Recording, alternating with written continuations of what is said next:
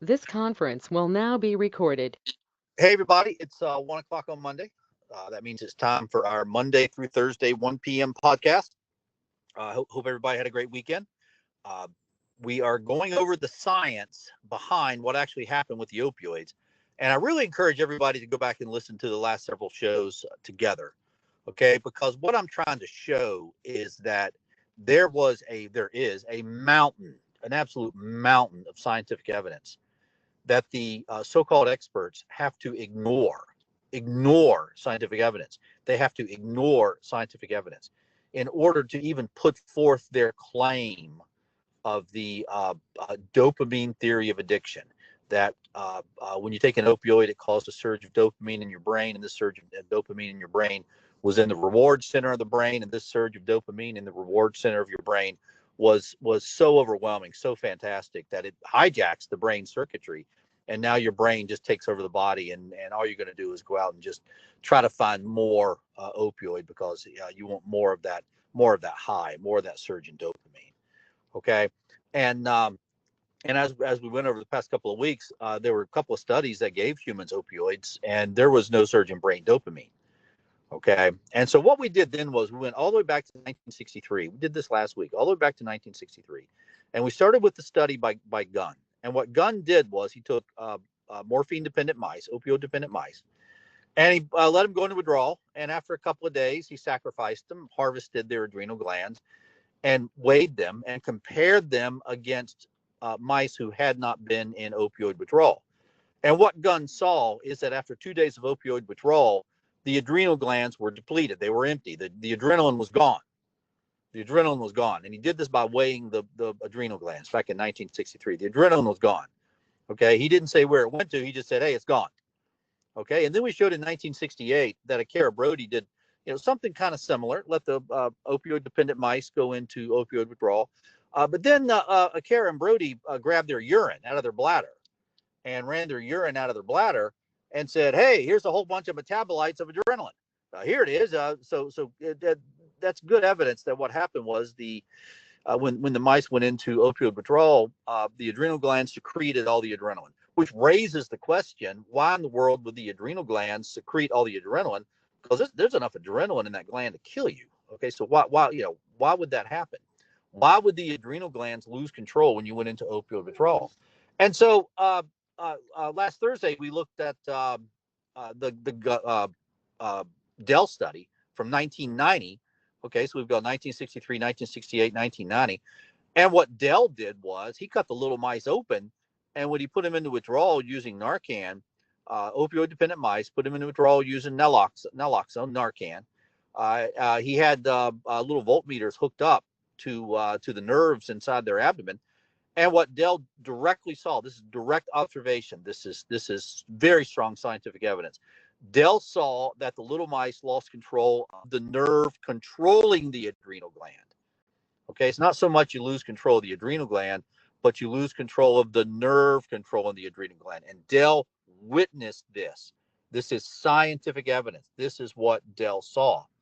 Okay, it's not that the gland lost control, it's that the nerve controlling the gland lost control. Specifically, the nerve surged by 400% in sympathetic nerve activity.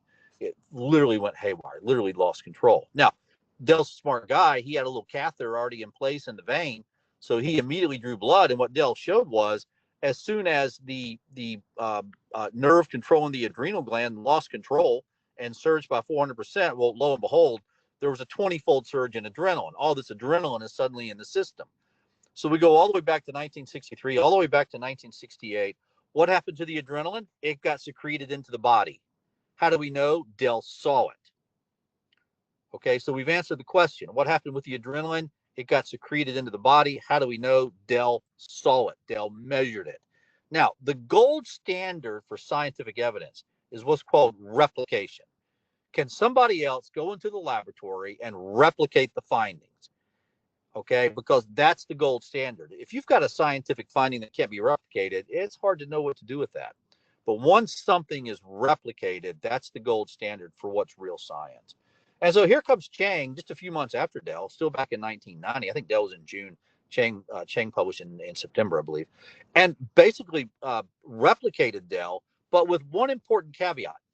Okay, Dell showed that when the naloxone was given to opioid-dependent mice, there was a surge in sympathetic nerve activity going to the adrenal gland, and there was a simultaneous 20-fold surge in the adrenaline, epinephrine, in the body. What Chang did was Chang showed that if you surgically ablate, you surgically move, you cut out the adrenal gland before you give the naloxone, there's no surge in epinephrine, there's no surge in adrenaline. If you take out the adrenal glands, there's no surge in adrenaline. This is scientific evidence that it is the adrenal glands that's causing this surge in adrenaline. Now, notice what we're doing here. We're looking at the adrenal glands. Nobody is even talking about the brain. There's no brain involvement here. All this is taking place in the body. Okay, the sympathetic nerve system, the parasympathetic nerve system, the nerves that control the organs, these are maintained in the body. That's why if you cut a chicken's head off, it can still run around. It still has a heartbeat. The organs are still functioning. Okay, because the brain doesn't control the organs. It has input in the organs, but it doesn't control them. That's the sympathetic nervous system and the parasympathetic nervous system, taken together, known as the autonomic nervous system. That's why we say when our people are going into opioid withdrawal, they're experiencing autonomic dysfunction, a dysfunction within the autonomic nervous system.